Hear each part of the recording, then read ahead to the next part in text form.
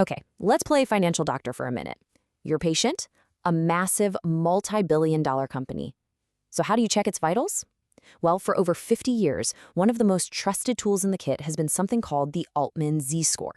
You can think of it like a financial stethoscope, one that can hear the faint heart murmurs of corporate distress long before a full-blown crisis hits. So let's grab our stethoscopes and figure out how to read a company's financial vital signs. I mean, this is the question that keeps investors up at night, right? A company can look fantastic on the surface. Sales are up, stock price is climbing, but underneath, some really fatal weaknesses could be growing. And that is the exact problem the Z-Score was built to solve. It's designed to cut through all that noise and give you a clear data-driven early warning. And here it is. So picture this. It's 1968, and a young finance professor named Edward Altman comes up with this totally revolutionary formula. He figured out how to combine several key financial ratios into one single weighted score.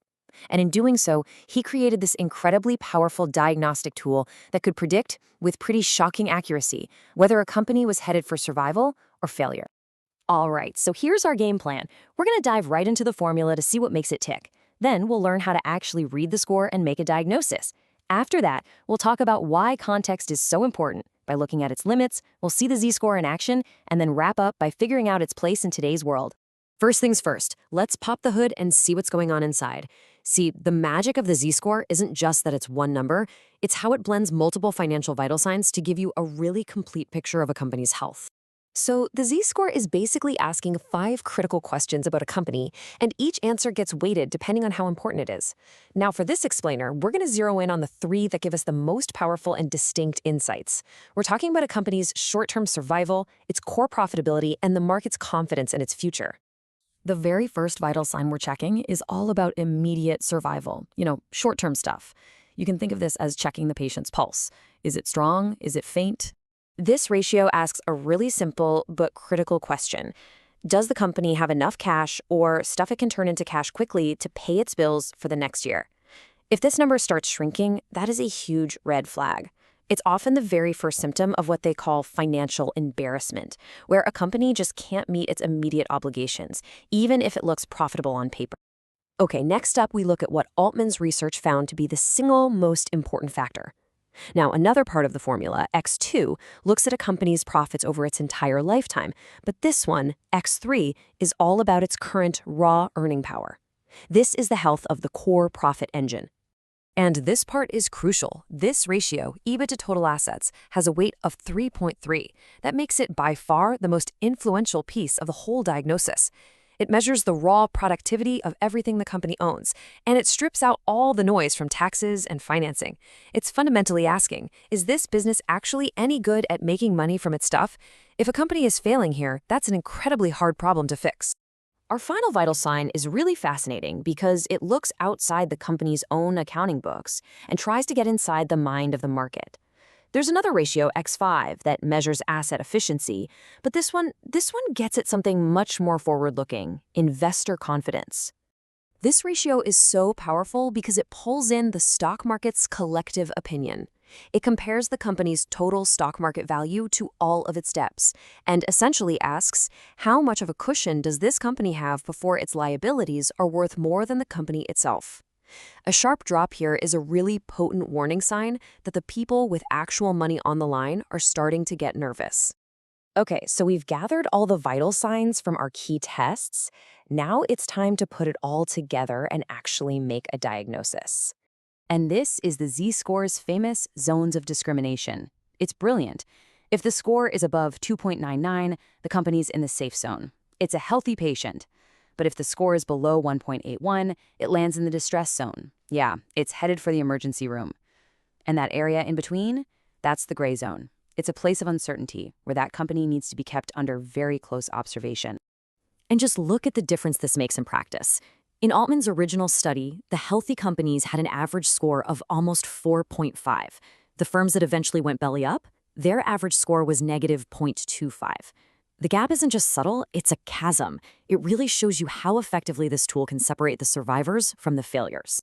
But, just like any powerful diagnostic tool, the Z-Score is not a magic bullet. You have to use it correctly, and you absolutely have to understand its limitations. Think of these as the medical caveats. The original formula was built for a very specific patient, publicly traded manufacturing companies. But obviously, that's not every business out there. So Altman and others adapted it. They created variations like the Z-double prime score for private companies and non-manufacturing firms. This version swaps out market value for book value and tweaks a few other things, which just shows how flexible the tool can be. And it's so critical to know the blind spots. The score relies on accounting data, which, let's be honest, can be manipulated. It doesn't directly look at cash flow, which is the real lifeblood of a company. And it's completely useless for banks, whose balance sheets are just a different beast entirely. It also tends to be a bit harsh on young, fast-growing startups that just haven't had time to build up profits yet. So, with all those caveats, is a tool from 1968 even relevant anymore? Oh, absolutely. Let's take a look at how it performed in some of the biggest economic crises of our lifetime. This is just so telling. In 2007, a full year before the market completely melted down, the median Z-score for American companies dropped to 1.81, the very edge of the distress zone. It was a massive system-wide warning flare. And then you fast forward to 2020, and research showed the Z-score picked up on the economic shock from the pandemic 6 times faster than it did during the 2008 crisis. It proves it's still incredibly sensitive. And here it is. This is the real aha moment that makes this thing so practical. The Z-score has been mapped directly to standard credit ratings. A score over 3.0, that's basically an investment-grade BBB rating. But a score of 1.66, that's a B rating, deep into junk bond territory. This lets you translate an abstract number into the familiar language of risk that the markets use every single day. So we've seen how powerful this score is, but what's its ultimate role? What's the final prescription for how to use it? This is the key takeaway right here. The Z-score isn't the end of the analysis, it's the beginning. It's that big quantitative red flag that tells you exactly where you need to start digging deeper. It raises the right questions, it doesn't give you all the answers. Now, you might be thinking, hey, what about all these complex AI models we have now? And sure, those black box algorithms can sometimes be a bit more accurate. But the Z-score's timeless strength is its transparency. It doesn't just spit out a number. It tells you why the score is low. Is it a profit problem, a liquidity problem, a leverage problem? That kind of clarity is priceless when you're making real-world decisions. So we'll leave you with this. The Altman Z-score gives you a whole new lens to look at the financial world. It's a tool that helps you get past the headlines and really diagnose the underlying health of a business.